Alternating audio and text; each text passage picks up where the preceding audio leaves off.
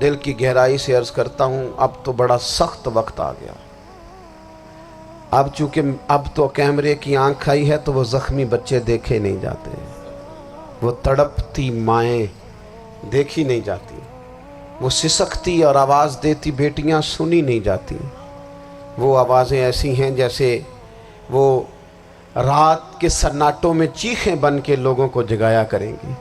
خدا را کچھ جرم ایسے ہوتے ہیں جن کی سزائیں بڑی سخت ہوتی ہیں، جن کی معافی بڑی مشکل سے ہوتی ہے۔ اپنے اندر جذبہ ایمانی پیدا کریں۔ وہ میرے دوستو بستر پر بھی تو لوگ ماری جایا کرتے ہیں نا۔ اپنی زندگی رسول اللہ صلی اللہ علیہ وسلم کے دین کے نام کرو۔ جذبہ جہاد، شوق شہادت اور عشق رسول، یہ عناصر ہیں جو امت مسلمہ کو پیروں پر کھڑا کریں۔ 2 منٹ کے لیے سوچو، امت اگر اسی طرح کٹتی رہی، پریشان رہی، دکھتی رہی اور باری باری کر کے، اقبال نے کیا کہا تھا؟ اس نے کہا تھا وطنوں میں، انہوں نے کہا تھا کہ ان تازہ خداؤں میں بڑا سب سے وطن ہے، جو پیرہن اس کا ہے وہ مذہب کا کفن ہے۔ عزیز دوستو، جن لوگوں کی منزل ہوتی ہے نا، جو لوگ طے کر لیتے ہیں ہم نے کہیں پہنچنا ہے، تو پھر سفر جب کرتے ہیں نا، ہم طے کرتے ہیں کہ آج مجھے فیصل آباد، لاہور کسی جگہ جانا ہے، تو پھر رستے میں یہ تھوڑی دیکھا جاتا ہے کہ سپیڈ بریکر کتنے آئے، یہ تھوڑی دیکھیں گے کہ راہ کے اندر چنگچی رکشے، گاڑیاں اور باقی چیزیں کتنی آئیں۔ سفر کا تعین کریں اور سفر شروع کرتے رہیں۔ بس میلاد کی محافل میں اور خوبصورت جگہوں میں کوئی تلخی والا بعض اوقات کام ہو بھی جائے تو تلخ ہونا نہیں، لینا مزہ ہی ہے۔ سمجھ میں آئی بات؟ اللہ تعالیٰ آپ کو خوش رکھے، اس کا بھی لطف ہی حاصل کرنا ہے اللہ کے فضل سے۔ دنیا میں پریشان وہ بندہ ہوتا ہے جو ذہنی طور پر، نفسیاتی طور پر الجھ جاتا ہے۔ آپ نے الجھنا نہیں، محبت سے بیٹھنا ہے۔ چند ایک باتیں عرض کرنی ہیں، اس بات میں کوئی شک نہیں، ایکو ذرا کم کر دینی، اس میں کوئی شک نہیں کہ ایمان نام ہے حضور کی محبت کا۔ محبت مصطفیٰ کریم صلی اللہ تعالی علیہ وسلم ایمان کی جان ہے، اور یہ دین اسلام کا بہت بڑا انعام ہے کہ وہ کہتا ہے کہ حضور سے پیار کرو۔ اس لیے کہ جب نبی پاک سے محبت ہو جاتی ہے تو زندگی ویسے ہی آسان ہو جاتی ہے۔ اے عشق تیرے صدقے جلنے سے چھٹے سستے، جو آگ بجھا دے گی اب وہ آگ لگائی ہے۔ کیا ہوتا ہے کہ انسان کے لیے زندگی آسان ہو جاتی ہے۔ میں نے عرض کیا تھا کہ پتہ ہی نہیں چلتا کمانڈر ان چیف کون ہے۔ اللہ آپ کو سلامت، ٹھیک ہو گیا جی، اب آنے دیں دوستوں کو، بیٹھ جائیں جی، آپ لوگ آگے نہ ہو، پیارے بیٹے بیٹھ جاؤ جہاں جگہ نہیں، آپ اس طرح بھاگے دوڑے تو نانا، محفل میں آئیں، اس کا ادب کا خیال کریں، آپ تشریف رکھیں، بس بیٹھ جائیں جہاں جگہ مل رہی ہے۔ جو دوڑ کے آ رہے ہیں یہ اطمینان سے آئیں گے تو باوقار لگیں گے۔ اللہ آپ کو سلامت رکھے، برکت دے، ماشاءاللہ، اللہ تعالیٰ آپ کو برکات دے۔ اوہو، یہ اتنا مجمع کنٹرول نہیں ہوتا، کوئی بات نہیں، وہ انجی ہوتا ہے ہر روز تھا۔ نعرہ تکبیر، نعرہ تکبیر، نعرہ رسالت، نعرہ رسالت۔ بس جی بیٹھ جائیں، اب تشریف رکھ، جلدی سے بیٹھ جائیں جی، آپ جو کھڑے ہیں یہ غلط کر رہے ہیں، 1 سیکنڈ سے پہلے بیٹھ جائیں، فٹافٹ فٹافٹ، فیصلہ کرنے میں اتنی دیر، لو جی ماشاءاللہ ٹھیک ہو گیا۔ اب آپ توجہ، بولے نہیں جی، اب بولنا سوء ادب ہے، بولے نہیں، بڑی مہربانی، اطمینان سے بات سنیں۔ نبی پاک علیہ السلام کی جو محبت ہے نا، وہ انسان کے لیے زندگی کو آسان کر دیتی ہے۔ حضور سے پیار ہوتا ہے نا تو بندہ نفرت کرنی ویسے ہی چھوڑ دیتا ہے۔ حضور سے پیار کرتا ہے، ہرس ہوس لالچ ویسے ہی نکل جاتا ہے۔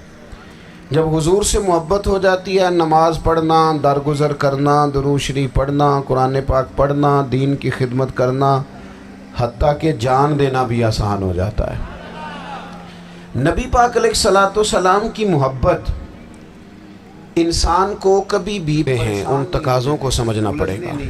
تازہ دم رکھتا ہے حضور کا پیار، شرط یہ ہے کہ محبت صحیح ہو، اصلی ہو، باطن میں ہو. یہ آپ کو آپ کے ذہن کے اندر کبھی بھی کسی بدبو کو نہیں آنے دے گی، طبیعت کو تازہ دم رکھے گی، سکون میں رہے گی. لیکن نبی پاک علیہ السلام کی محبت کے کچھ تقاضے ہیں، ان تقاضوں کو سمجھنا پڑے گا. بالخصوص امت اس وقت جس جگہ پہ کھڑی ہے، آپ دیکھیں کہ اتنی بربریت اور اس جیتے جاگتے دیکھتے ماحول میں کہ جس میں ہر چیز کیمرے کی آنکھ دیکھ رہی ہے، اس میں اس قدر زیادہ اسرائیل کی جارحیت. اس کے جواب میں 2-3 تازیانے ہیں وہ سمجھنے والے. ایک ہے کہ میں کوئی جذباتی بات کروں گا، آپ اس کی تائید کر دیں گے. ایک ہے کہ پہلوؤں پر غور کرنے کا وقت ہے کہ اتنے کٹھن ماحول میں بھی اگر مسلم امہ کے لیڈر بیدار نہیں ہو رہے تو آپ کو پس منظر سمجھنا پڑے گا کہ ہم نے نبی پاک کی محبت کے تقاضوں کو نہیں سمجھا. حضور سے محبت ہے نا تو پھر نبی پاک کو تو سادہ طرز زندگی پسند ہے، حضور کو تو پسند نہیں ہے. اللہ کے محبوب نے تو دعا مانگ کے فقیری لی اللہ تعالیٰ سے. آپ کو پتہ ہے جب بندہ بہت زیادہ آسانیوں میں چلا جاتا ہے، بہت زیادہ اس کے پاس سہولیات ہو جاتی ہے، اس کا مرنے کو دل نہیں کرتا.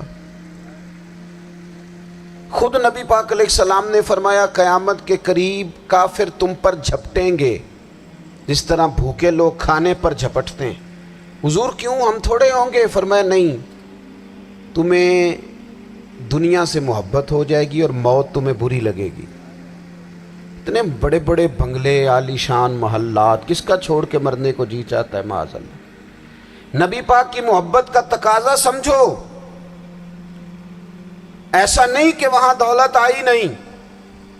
حضور تو فرماتے ہیں کہ اللہ نے خزانوں کی کنجیاں میرے ہاتھ میں رکھ دی ہیں، لیکن میں نے عرض کیا مالک ایک وقت روٹی دینا اور ایک وقت کا فاقہ دینا. کنجیاں خزانوں کی اللہ نے دی.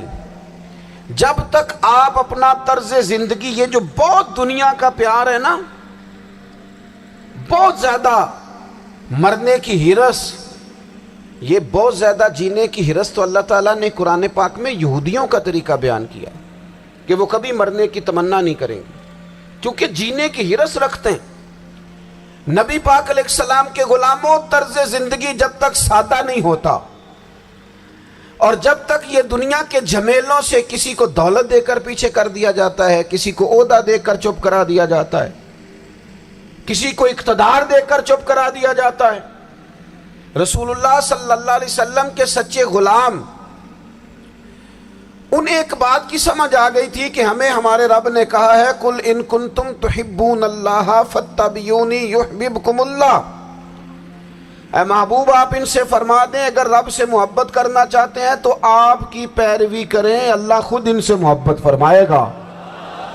جب رب بھی ان کا ہو جائے گا، جب رب بھی ان کا کی محمد سے وفاتوں نے تو ہم، یہ جہاں چیز ہے کیا، یہ لوح و قلم تیرے ہیں، اس کا کیا مطلب ہوا؟ لوح و قلم، قلم لکھتی ہے نا تقدیریں، مقدر فیصلے، تو لوح و قلم تیرے ہیں، اس کا مطلب یہ ہے کہ پھر رب کریم تیرے اوپر فضل کرے گا اور وہ جن فیصلوں کی امت کو دیانت سے چاہت ہے اللہ اپنے فضل سے وہ فیصلے فرمائے گا. جب تک زندگی حضور کی غلامی کی طرف نہیں جاتی وہ اللہ تعالیٰ کی تائید نہیں پاتی. حضرت عبداللہ ابن حذافہ رضی اللہ تعالیٰ عنہ کو رومیوں نے قید کر لیا تھا، اور جب رومی آپ کو قید کر رہے تھے، پکڑ رہے تھے، جنگ میں کچھ موڑ ایسا آ گیا کہ بظاہر مسلمانوں کے قدم پیچھے ہٹ رہے تھے، تو 1000 آدمی نے، 100 آدمی نے مل کے آپ کے گرد گھیرا ڈالا اور بڑی مشکل سے آپ کو گرفتار کیا. جب بادشاہ کے سامنے لے گئے نا تو بادشاہ سے اس کا سپہ سالار کہنے لگا کہ بندہ ضائع کرنے والا نہیں. یہ بات سمجھیں آپ، ہماری طبیعت کے مطابق جو بندہ پورا نہیں اترتا ہم ضائع کر دیتے ہیں. حالانکہ اگر آپ کو مخالف صف میں بندہ کام کا نظر آئے تو آپ غور فرمائیں کہ یہ ہمارے قافلہ محبت میں کیسے شامل ہو سکتا ہے. اس کے لیے جد و جہد کریں تاکہ اس سے کام لیا جا سکے. اس نے کہا روم کے بادشاہ نے, بندہ ضائع کرنے والا نہیں, وزیر نے کہا بادشاہ سے, اس نے کہا کیا کریں, کچھ ایسا کریں کہ یہ معاذ اللہ ہمارے دین میں آ جائے. اور قرآن مجید نے واضح کہہ دیا ہے کہ یہودی اور عیسائی تم سے راضی نہیں ہو سکتے حتی تتبع ملتہم, جب تک کہ تم ان کے دین کی پیروی نہ کرو. ان کو کسی طریقے سے معاذ اللہ عیسائی بنایا جائے. تو بادشاہ کہنے لگا 2-3 چیزیں ہیں جس سے کوئی بندہ بھی خریدا جا سکتا ہے, کر لیتے ہیں بات. اس نے سب سے پہلے حضرت عبداللہ ابن حذافہ سے کہا کہ جتنے پیسے آپ کہیں گے آپ کو ملیں گے, آپ اس دین میں آ جائیں معاذ اللہ. تو حضرت عبداللہ ابن حذافہ نا, کچھ لوگ بڑے سیانے ہوتے ہیں, بردبار ہوتے ہیں, بعض باتوں پر غصہ نہیں کرتے, ہنستے ہیں. حضرت عبداللہ ابن حذافہ ہنس پڑے, فرمانے لگے تجھے کس نے بادشاہ بنایا, تو بڑا بیوقوف آدمی ہے. اس نے کہا کیا مطلب؟ فرمانے لگے نادان, میں تو تلوار لے کے میدان میں آیا ہوں, مجھے دولت کمانی ہوتی میں تجارت کرتا, میں تجارت نہیں کر رہا, میں تو شہادت کے لیے نکلا ہوا ہوں, اور تو مجھے کہہ رہا ہے پیسے لے لے, کو عقل کی بات کر. اس نے دوسری بات کی, اس نے کہا کہ میں بادشاہ ہوں, میرے نیچے جتنے بھی عہدے ہیں, وزیر, مشیر, وزیر خزانہ, جو آپ عہدہ کہیں گے آپ کو دے دیا جائے گا, آپ اس طرف آ جائیں. تو حضرت عبداللہ ابن حذافہ کہنے لگے پھر کہتا ہوں تو بڑا نادان ہے. فرمانے لگے میں حضور کا صحابی ہوں, اور صحابی ہونے سے بڑا عہدہ دنیا میں ہے ہی کوئی نہیں.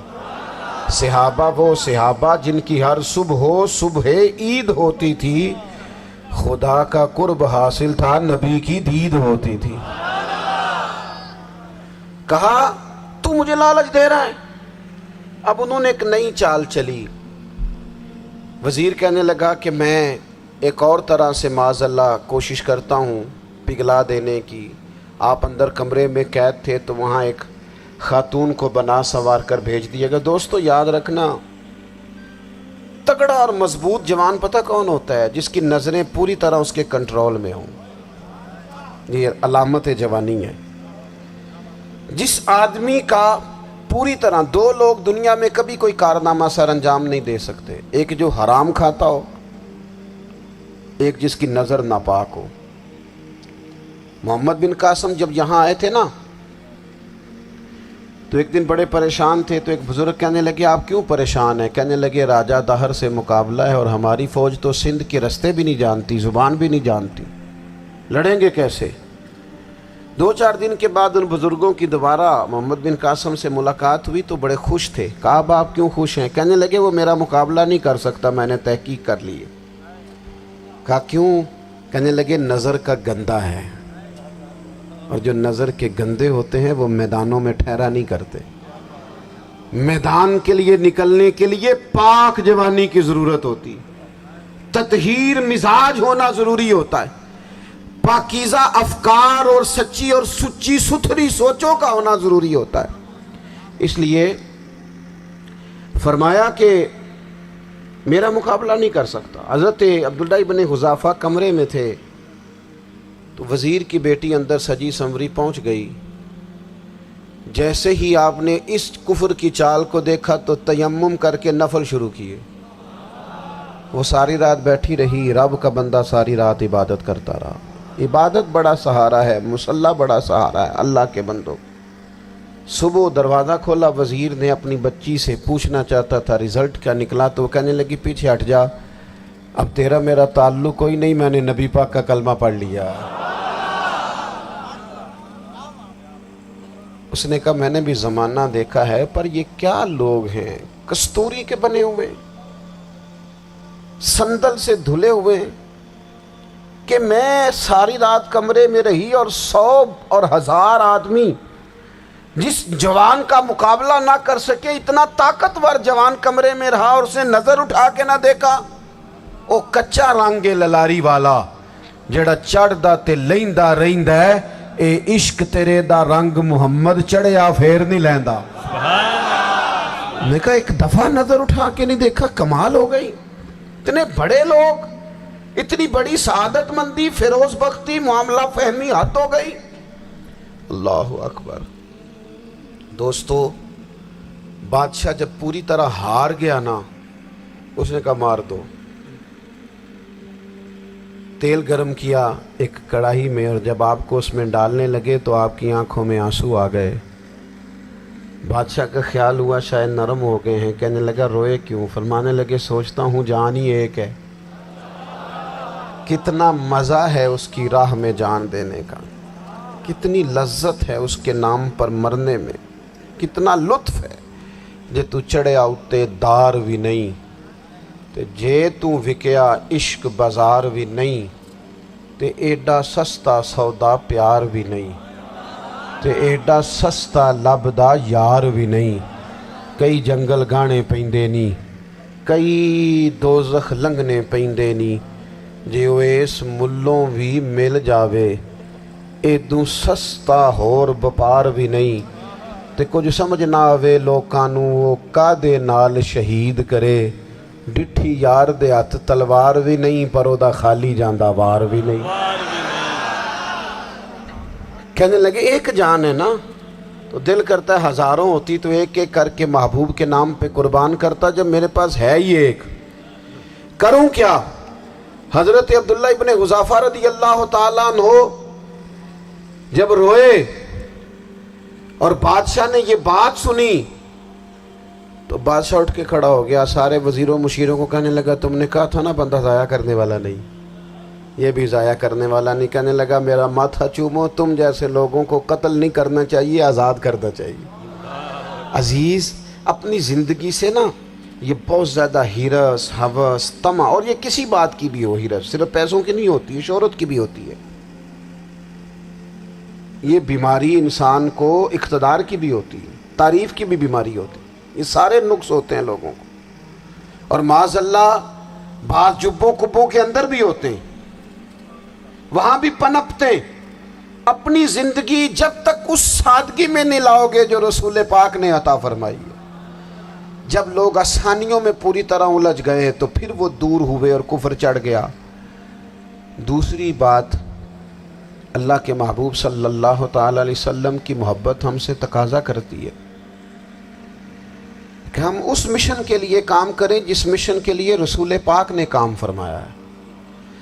ہم سارے کام بڑے مضبوطی سے، سوچ سمجھ کے، تدبر سے، حکمت سے، تقاضوں کو مد نظر رکھتے ہوئے کرتے ہیں. سارے کام. دین کے کام میں ہمارا مزاج نہیں ہوتا. او ہو جائے گا جی، آپ بسم اللہ پڑھیں جی، شروع کریں جی. آپ تقاضوں کو سمجھیں، چیزوں کو دبائیں نہیں، چیزوں پر غور کریں. کسی کے ذہن کی سطح پر سوال ابھرتا ہے، اس کا تسلی بخش جواب دیں. اپنی زندگی میں دین کے کام کے لیے اپنے آپ کو وقف کریں. اور دین کے کام کے بہت سارے پہلو ہیں. ہزاروں لوگوں کو قرآن پاک ٹھیک پڑھنا نہیں آتا، ہزارہ لوگ ہیں جو قرآن مجید کے مطالب سے آگاہ نہیں ہیں. دین کی بنیادی ضروریات سے لوگ نابلد ہیں. میں آپ کو کس طرح یہ بات سمجھاؤں کہ ہزاروں کی تعداد میں طلاقیں اس لیے ہوتی ہیں کہ مردوں کو طلاق کے مسئلے نہیں آتے. انہیں پتہ نہیں ہے کہ مجھے حقوق زوجین کے معاملے میں کیسے چلنا ہے. ڈھیر سارے گھروں میں تباہی اس لیے ہے کہ تربیت اولاد کا دینی منہج ہمیں نہیں پتا. اپنا حصہ ملائیں دین کے کام میں. ایک آدمی کو اگر تو نمازی کرنے میں کامیاب ہو گیا، تیری زندگی بدل گئی.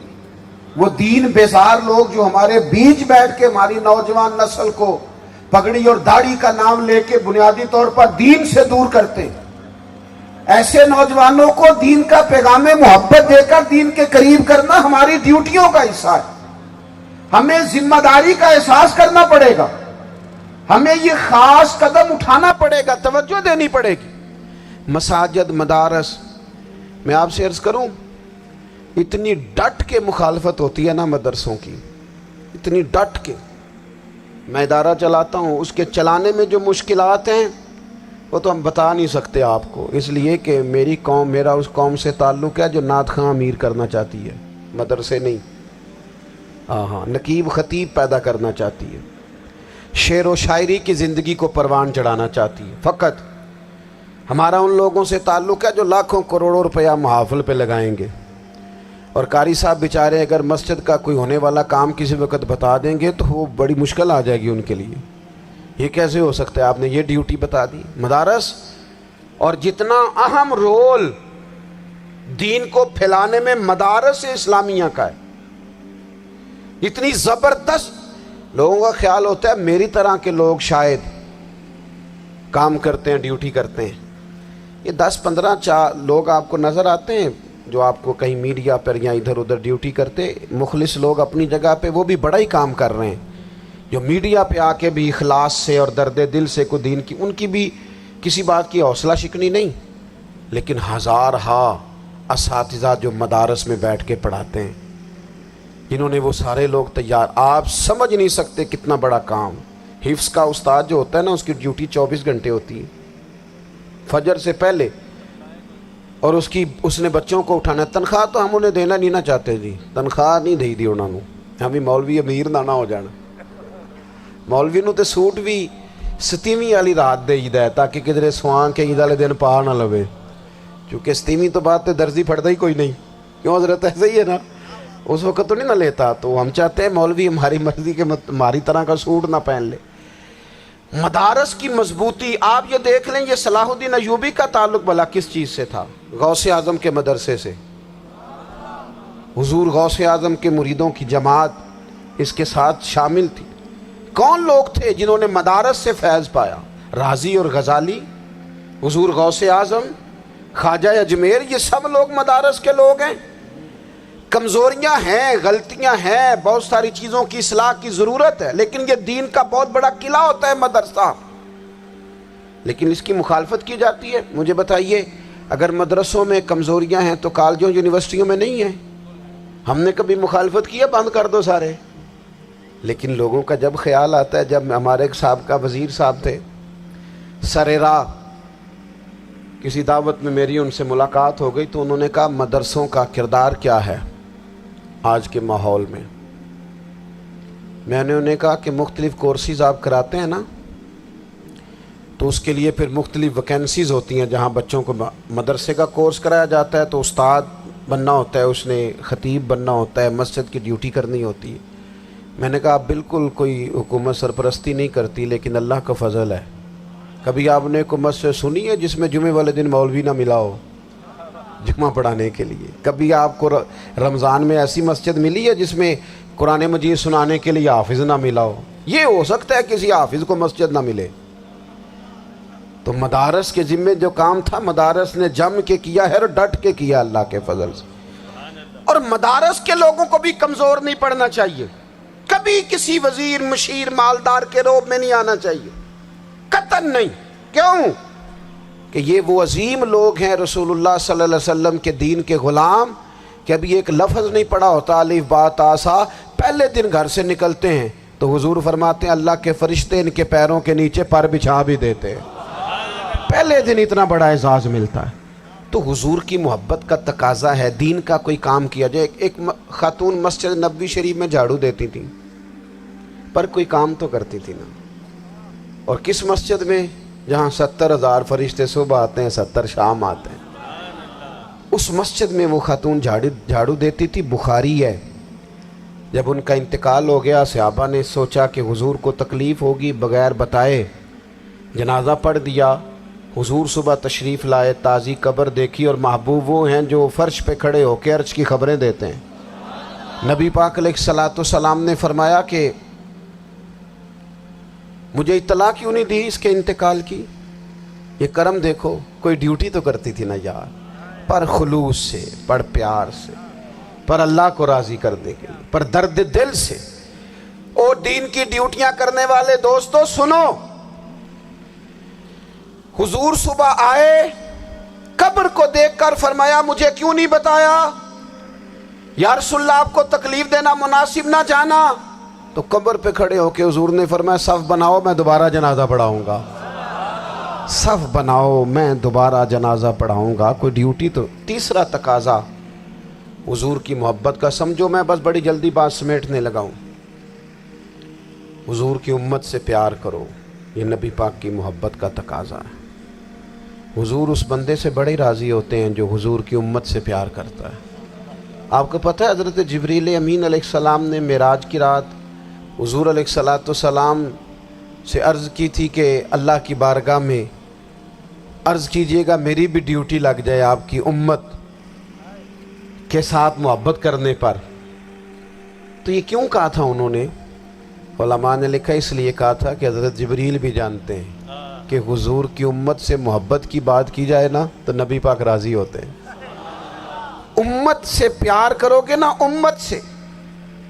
एक सिर्फ बात का ख्याल रखना, अकीदा बुरा हो तो बात दूसरी है, वरना मेरे महबूब की उम्मत का एक एक शख्स जो मदीने वाले का कलमा पढ़ता है, जो हुजूर का ग़ुलाम है, उसके बारे में अपने दिल में गुंजाइश रखना, प्यार रखना, वारफ्तगी रखना। ओ दोस्तों, यहाँ लोग किस किस तरह ग्रोहों को, जमातों को सपोर्ट करते हैं। नबी पाक ने इस उम्मत की कसरत पर फ़ख्र बयान किया और हुजूर फरमाने लगे 120 सफ़े जन्नतियों की होंगी, क़यामत में 80 सफ़े सिर्फ मेरी उम्मत की होंगी। मैं कसरत उम्मत पर फ़ख्र करूँगा। इन लोगों से प्यार करना है, इनके दुख दर्द को समझना है। पता है आज क्या होता है? आज हमें ना मुख्तलिफ छोटे छोटे मुल्कों में बांट दिया गया, तो हम किसी दूसरे मुसलमान भाई का दर्द नहीं महसूस करते। हम घरों में नहीं महसूस करते।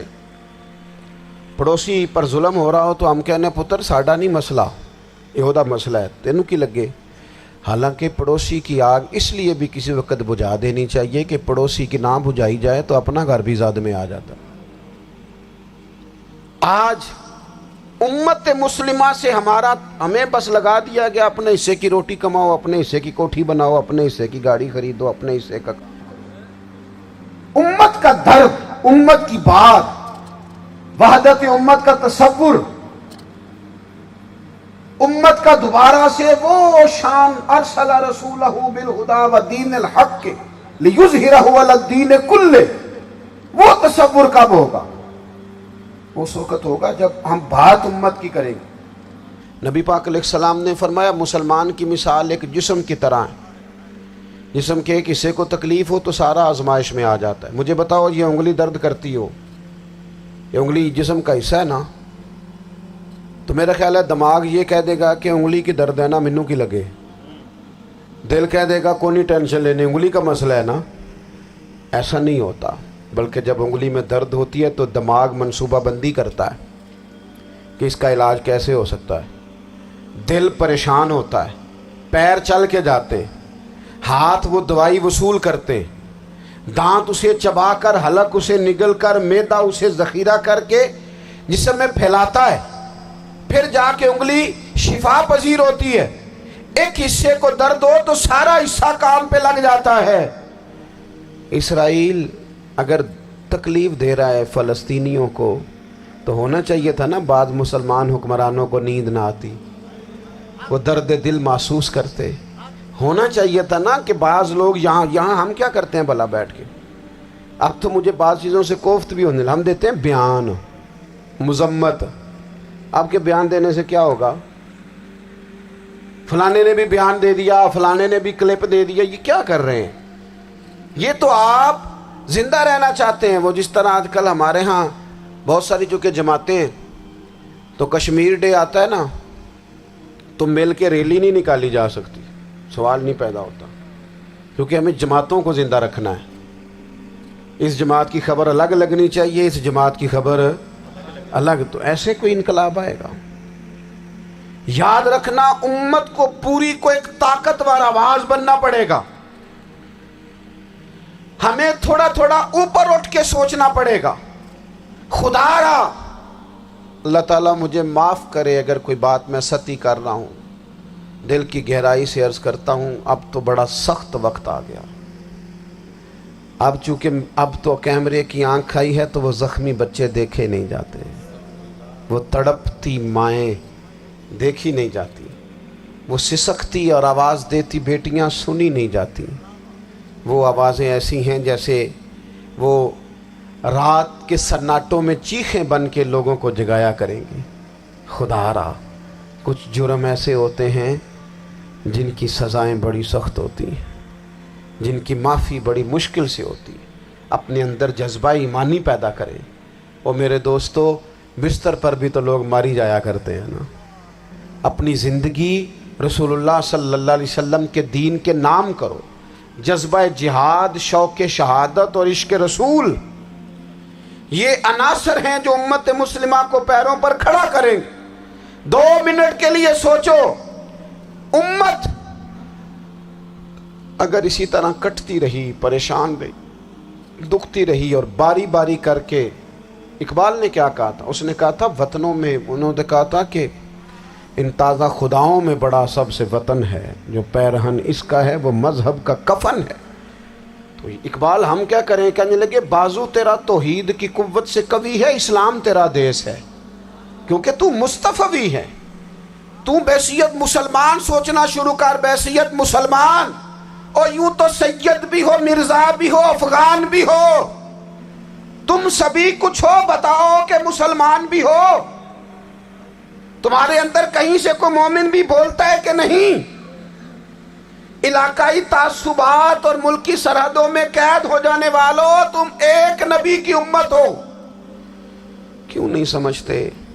جب کشمیر کی بیٹی روتی ہے تو مدینے والے محبوب پاک علیہ السلام کی امت کی بیٹی روتی ہے۔ جب فلسطین کی بیٹی روتی ہے تو امت کی بیٹیاں روتی ہیں۔ خدا را کچھ درد دل اپنی طبیعت میں پیدا کریں۔ میں حکمرانوں کی بات نہیں کرتا، میں تو عام لوگوں سے ایسے تبصرے سنتا ہوں جو نہیں کرنے چاہیے۔ وہ نہیں جی نہیں، دوسرا رخ بھی دیکھو، عام آدمی اٹھ کے، عام لوگ بھی یہ خطرناک سوچیں اور ان سے خوفناک نتائج برآمد ہوں گے۔ تو 3 باتیں میں نے آپ کی خدمت میں عرض کی ہیں۔ ایک تو کوشش کریں اپنی زندگی کے اندر کہ زندگی کو سادہ کریں۔ پیسہ ضرور کمائیں، لیکن پیسے سے پیار نہ کرو، پیار تو مدینے والے رسول سے کرنا۔ دولتیں، ہرس، ہوس، طمع، ان سے باہر آؤ۔ اور دوسری گزارش آپ کی خدمت میں یہ عرض کی ہے، کچھ نہ کچھ دین کا کام، اور اس میں بھی شہرتوں سے بچتے ہوئے، تصویروں سے بچتے ہوئے۔ میں ہر محفل میں شاید کہتا ہوں میری فوٹو آ رہی ہے اور لائیو آ رہا ہے اور فلاں ہو رہا ہے، لیکن اس محفل کا خوبصورت انسان وہ ہے جو سب سے پیچھے بیٹھا ہے۔ وہ کسی فوٹو کے لیے نہیں آیا۔ اور میں ڈھیر سارے لوگ دیکھ رہا ہوں، یہ جو آگے بیٹھ جاتے ہیں بعض اوقات 5، 7، 10 لوگ، یہ بڑی تصویر سازی کرتے ہیں، لیکن جو پیچھے بیٹھے ہوتے ہیں، ان کی کوئی فوٹو نہیں آتی۔ اور میں نے بہت سارے لوگوں کو دیکھا ہے کبھی موبائل کو ہاتھ بھی نہیں لگاتے، لیکن جن کے لیے آئے ہیں انہیں تو پتہ ہے نا کون کون آیا ہے۔ اور کچھ دین کے لیے کریں۔ اور تیسری گزارش آپ کی خدمت میں یہ ہے کہ امت بن کر بھی ضرور سوچیں، اور امت کے دکھوں کا مداوع بھی کریں، اور امت مسلمہ کا درد بھی اپنے سینے میں ضرور محسوس کریں۔ اللہ تعالی ہماری اس بزم کو۔ جی ایک بات اور سن لیں جی، نبی پاک علیہ الصلوۃ والسلام نے ارشاد فرمایا، لائیں جی، حضور سید عالم علیہ الصلوۃ والسلام نے ارشاد فرمایا کہ جب تک بندہ